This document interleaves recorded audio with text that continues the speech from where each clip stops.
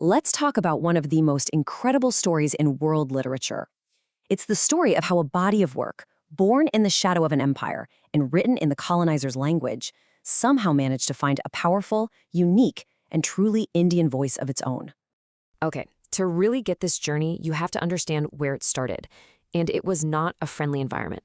I mean, look at this. This is how Indians were often shown in popular British media, like the magazine Punch. The language is, well, it's pretty shocking, right? But seeing this hostile, frankly, racist atmosphere is crucial because it makes the rise of a confident new literature all the more amazing.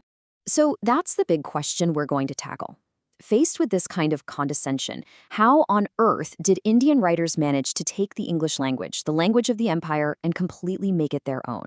How did they turn a tool of colonial power into an instrument for their own self-expression? Our story really kicks off in the early 19th century. You gotta remember, English wasn't just another language, it was the language of power, of the government, of new ideas flowing in from the West. And so the very first Indian writers started to use it, not really for art at first, but for very practical purposes. But, this created a huge challenge. The earliest attempts at literature were often marked by something called psittacism, which is a fancy word for, well, parroting. It's the act of just repeating what you hear without really understanding it. It was a natural place to start, sure, but it wasn't an authentic voice. It was pure imitation. But here's the twist. Even while the style was often imitative, the purpose was absolutely revolutionary. You had figures like Rajar Mohan Roy, who used English prose like a surgical tool to argue for social and political reform. And then there's Henry Derozio, a teacher who got his students so fired up, they'd debate everything, even greeting statues of Hindu gods with a cheeky "Good morning, madam." The style might have been borrowed, but the ideas, they were setting things on fire. Okay, so as we push into the late 19th and early 20th centuries, you can feel a change in the air. A new sense of national pride is starting to bubble up across the country, and of course, the literature starts to reflect that. Writers begin to consciously, deliberately break away from just copying British models. And this is the turning point, the era of playing the sedulous ape, as one historian so brilliantly put it, basically trying to be a perfect copy of British Romantic poets. That starts to end. And in its place, something new rises up, a confident, authentic Indian voice, led by absolute trailblazers like Toru Dutt, Sri Aurobindo, and the one and only Rabindranath Tagore. And this slide just lays it out so perfectly. On the one hand, you have the old way, taking an Indian story and just cramming it into a Western poetic form to make it serviceable. But on the other hand, you have Tagore. His work wasn't just using Indian themes, it was breathing Indian life.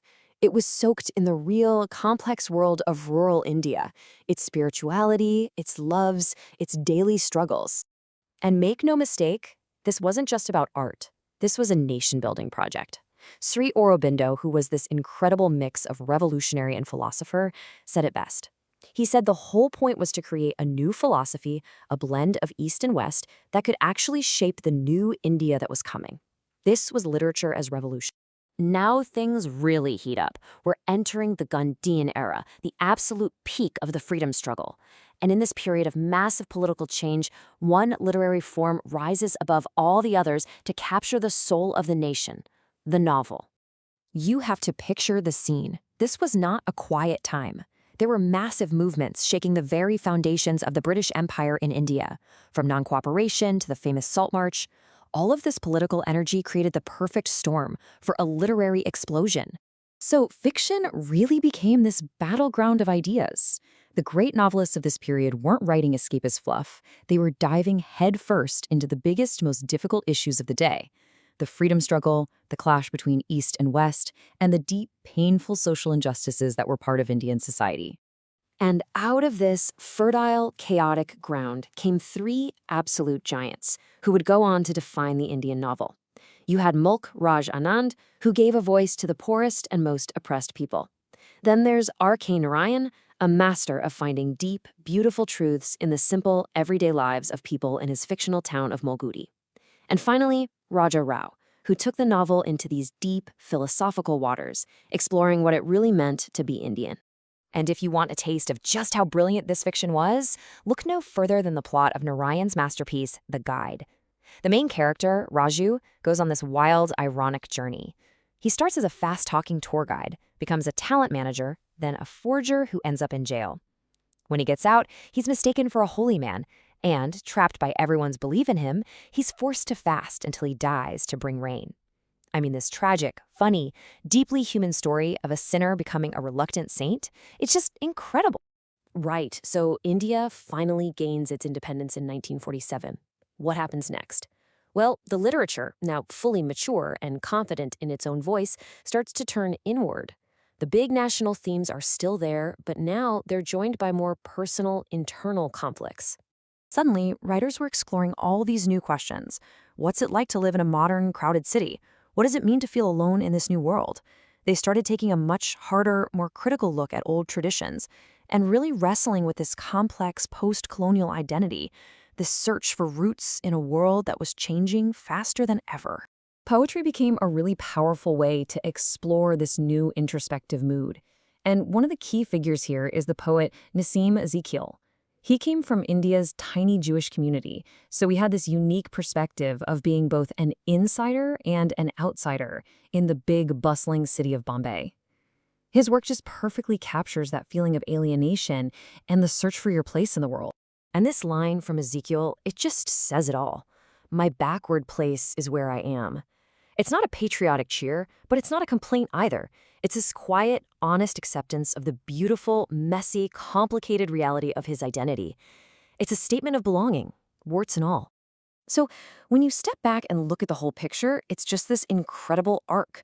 We've seen a literature go from barely being able to speak without a British accent to singing with 1,000 distinct, powerful Indian voices. It's really a story of transformation, isn't it? What started as simple imitation became a weapon for social change, a blueprint for building a nation, and finally, a mirror held up to the modern Indian soul. That borrowed voice became a revolutionary chorus, finding its harmony against all odds. You know, in many ways, this literature's journey is the story of India itself, a journey from being a colony to being an independent nation. It fought for and it won its own voice. Which leaves us with one final fascinating question to think about.